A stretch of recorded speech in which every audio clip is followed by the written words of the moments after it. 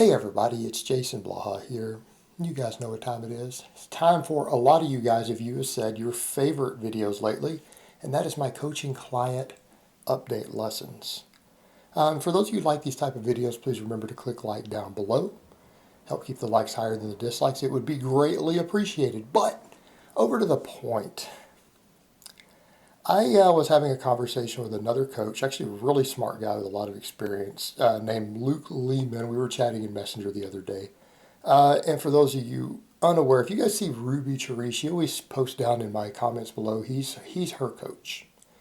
And I mean, she is ridiculously strong on the deadlift relative to her size.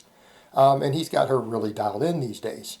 But he was saying that one of the reasons she gets such amazing progress is because she sticks to the program. She is extremely coachable and she follows the programming that he gives her to the exact letter and doesn't deviate. And I thought that was fascinating because it's something I've noticed as a coach. And a lot of you out there, if you're going to coach people, what you are going to find is that compliance rates are going to be different from client to client. And what I mean by that is a third of your clients are going to go off plan. Now, a lot of you out there are listening, you're saying, wait a minute. People will pay you to coach them and then not do what you tell them to do. Like, yeah, a third of them. And I do mean that. That is how it goes. You better be ready for that. If you're going to coach people, you guys better be ready for that. And it has to do with personality types. So yes, people pay me $250 a month and then not do what I tell them to do. They pay me to tell them what to do and then they don't do it. And then they pay me again. So what do we mean by compliance? Well, there's different degrees of non-compliance. And what's funny is that I like to joke with other clients. We joke about this stuff because we talk about stuff going on with other clients just when I'm dealing with individual ones. And I have ones who are completely compliant. And I actually will say that to them when we get in Skype and be like, one of the things I really appreciate about you is that you always follow the programming I give you. You follow it to the letter and you don't argue about it. Now, the ones who argue about it are going to be probably shocked. Like, what do you mean they don't argue? Meaning they just do it. They complain, okay? Because people don't always like what you give them as a coach. Because if what you wanted to do worked, you wouldn't need a coach. In other words, if would you as a lifter decide that this is what I think I need to do, right? This is what I think I need to do. And what I want to do is the right thing to do. This will give me the best possible results. Because if that actually worked, everyone would just do what they want to do and everybody would squat 500 pounds, right? Every healthy young man would be squatting 500, pulling 600, deadlifting 350, whatever. They would if that actually worked. If what you think you need to do and what you want to do and what you enjoy doing gave maximum results, no one would need a coach or a program. They could just do what they want to do and everybody'd squat 500 pounds, right? But it doesn't work that way. But the problem you have is that a lot of times clients feel really strongly about something. They really and truly do not want to do this. Or they don't understand why you've got something in the program that they really don't like, they don't want to do. And what oftentimes they fail to realize is that the reason they don't like an exercise is because it's extremely uncomfortable, right? But you've got to ask the question of why is it uncomfortable? It's uncomfortable because you're bad at it. It's uncomfortable because it addresses a massive muscle weakness that you have. Okay? It exposes a weakness both in terms of performance. It exposes a weakness that makes you feel awkward when you do the movement.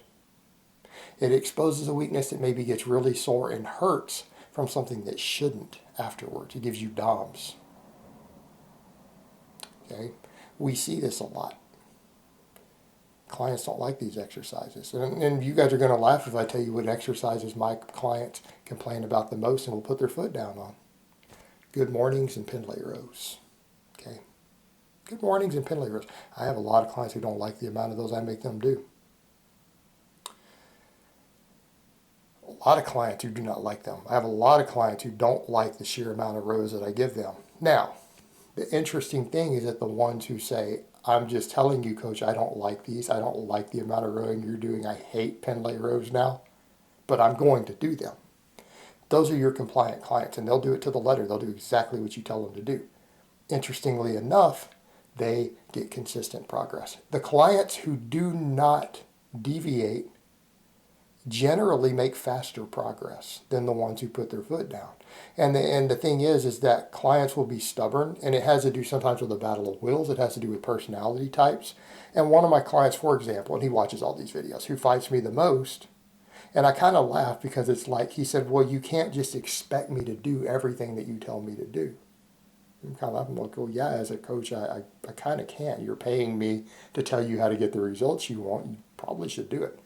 But the difference between that is that same client will put their foot down and refuse to do something. They also get slightly slower progress than some of my other people. And then they see some of my other people's progress pictures or whatever on my private stuff or their lifts, and they're like, okay. But most of those clients I highlight actually follow the exact program. They don't deviate. And to a lot of people, and the clients don't understand it. And what you have to be able to do as a coach is to explain to your clients why we do something, okay? Because just like anything else someone does in the gym, if they're following a program, you should generally know why you're doing it. And if you don't understand why you're doing something, you should. With clients, though, it can be difficult to explain. They don't understand why you aren't letting them add weight faster on an exercise, okay? And they'll argue about it, and they don't understand. And it's because if I add weight faster, you're just going to stall.